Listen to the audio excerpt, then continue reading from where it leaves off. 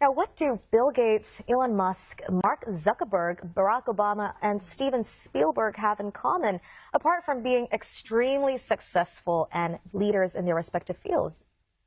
They're also self-proclaimed introverts. It's hard to believe. Yeah, that's really hard to believe. There are still many people who associate leadership with those who have extrovert tendencies. In fact, one study by the Harvard Business School found 65% of senior executives felt introverts had less potential for leadership positions. Well, joining us in studio to challenge those impressions and assumptions are three leaders in their fields who leverage their introvert tendencies. And they are Mervin Yeo, founder of the Introverts Network, entrepreneur Jonathan Chu, and chef Judy Ko. Welcome to the show, guys. Everyone. Thank you. Good morning. Good morning.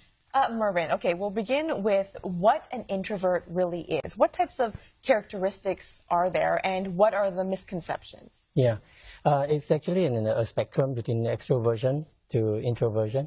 So if a person says you're 70% introvert, then of course you display more of the introverted characteristics. And the typical ones would be them being shy, socially awkward, sometimes low self-esteem. They don't like to take the stage. They don't like to make presentations, and they tend to hide away from the public eye. They don't want to be leading groups. Yeah, so that's the general. So speaking about being socially awkward and shying away from crowds, I understand you also started the Introverts Society 4 years ago, and you now have 1,700 members. So isn't it kind of at odds that introverts would want to get together and network and, you know, interact with one another? Yeah, definitely. That's why they say it's an oxymoron. Yeah. That introverts want to network. So this 1,700 are actually online members. Online. Yeah, online. So of course the online members, but So even so, they are pretty quiet in the group. So there's meetup.com, there's Facebook group. Right. They're also quiet, and so you really need to coerce them, you know, to say something. Yeah, so they're pretty quiet online as well. Oh, okay. All right, Jonathan, you're part of this introvert network. You're an entrepreneur as well. Can you tell us, how does your nature as an introvert led to success in what you do? Well, I think there are negative connotations to being an introvert because we tend not to go out there and be so outgoing and speak out. But I think it's a real gift because being an introvert means you're typically more introspective. You tend to think about multiple scenarios before it even happens. So if you can appreciate your strengths of being able to see different situations, it actually helps you in business because it helps you move your resources around, whether it's your budget, whether it's your manpower or whatever it is. Yes, so I think thinking before you speak as well. I'm Yes. sure that helps a lot. It's good advice from me. Judy, you work in a totally different line. You're in F&B, you're a chef, and you need to shout instructions at people like Gordon Ramsay-ish style, isn't it? How do you marry being an introvert and being in the industry that you're in? Yes, well, I tell myself that I'm what I am. Yeah. You know, I'm an introvert, but I have my own style of doing things. So instead of really shouting out instructions, I tend to write it down and then communicate with my guys. Yes, but there are times when I actually shout because I have to. Yeah. You know, but then I feel bad. I will move away and think that, oh, I could have put it in a better way. Yeah, so, you know, it helps me to consider their feelings rather than, you know, just vent out my frustrations and all that. It almost seems like sometimes you step out of your introvert role, though, and become an extrovert. So, Mervin, does that happen where someone may be on one part of the spectrum, but maybe through networking or just through practice, you can move away from being an introvert to an extrovert? Yes, definitely. I mean, I'm an adapted introvert. Adapted. Yeah, because the job calls for me to be a little bit more outgoing, interact with people, and make small talk, initiate conversations, when generally introverts do not like that. They want people to come and talk to them. So yeah, so through some reading and maybe some guidance from the more experienced one, we can come out of our little box, our overthinking, and go out and get connected to people, make conversations. Yeah.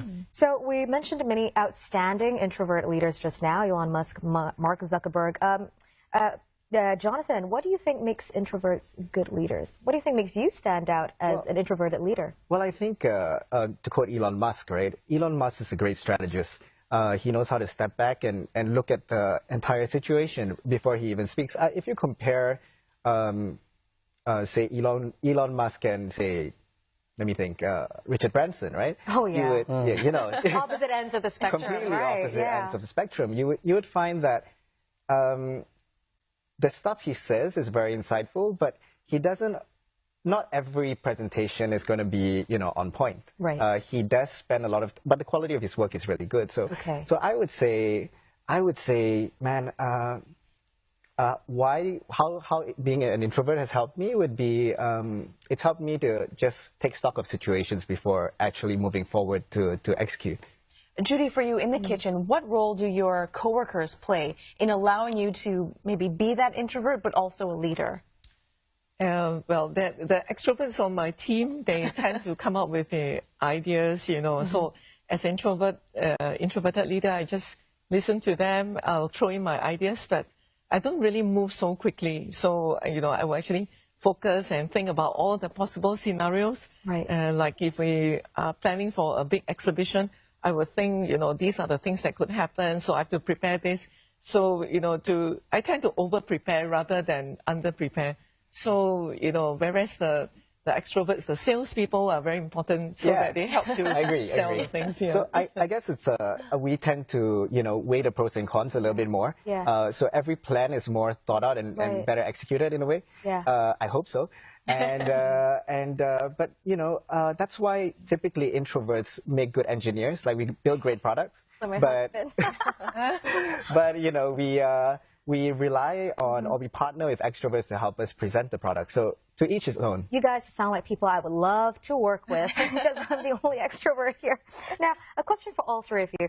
Many offices now are geared towards this, you know, hot desking, open space concept. So you have to get to know people around the office. How do you think introverts like yourself could work around this concept? Right. I actually have an open concept as well. So I think what's important is really to be respectful of each other. Okay. I actually think this whole collaboration mentality or this open concept can be a bit counterproductive because, you know, if you just walk over to someone else and you say, hey, what's up, and you interrupt someone's workflow, then it's very disruptive. Oops. Teresa, I sit next to her. You do that a lot. Yeah. Okay, so I guess we try to encourage black spots where, you know, you don't interrupt anyone else and you schedule meetings. Yeah. You know, don't play loud music and stuff like that. Use headphones. What would you say to that, Mervin? Yeah, definitely. I think if you're a manager with introverts in your team, you need to respect their need for their alone time. Of course. Yeah, because they think a lot. They may take some time to give ideas and all that. They may be slow, but they can be very competent. Yeah. Their confidence, yes. Yeah. So they take some time to give their feedback and offer suggestions. Yeah. So sensitive to the needs of definitely. Of and so the good manager, I think, would be the ones who can identify who are the likely introverts, not label them, but recognize their strength and weakness, and then try and draw them out, and maybe have a one-on-one sessions with them. So that would be the best to draw whatever thoughts they may have. You know, give them time. Very quickly, I'm curious, for someone who's watching who is introverted, who hasn't joined this network, what's one tip you would give them to cultivate their extrovert tendencies? Oh, extrovert tendencies. I think the first thing you need to do is to embrace your introversion. I've met a lot of people who say, oh, I wish I was extrovert, you know. And so the first thing I say is nothing to be embarrassed about. It's not an illness. It's not a label. Once you embrace that, it's because there's too many negative talk about, you know, the downside of being introverted. Yeah. So that's the first thing you need to overcome. Just embrace it. Yeah, embrace it. Own it. Love yourself. I'm all about that. Yeah. Thanks so much, Definitely. guys. Thank you. Had so much fun discussing this today. Yeah, that was Mervin Yeo, founder of the Introverts Network, entrepreneur Jonathan Chu, and chef Judy Ko. And the Introverts Network will be celebrating their 4th anniversary on the 9th of May in a symposium here in Singapore. And the theme, Rise of the Introvert Leaders in a Volatile, Uncertain, Complex, and Ambiguous World. So don't miss that one.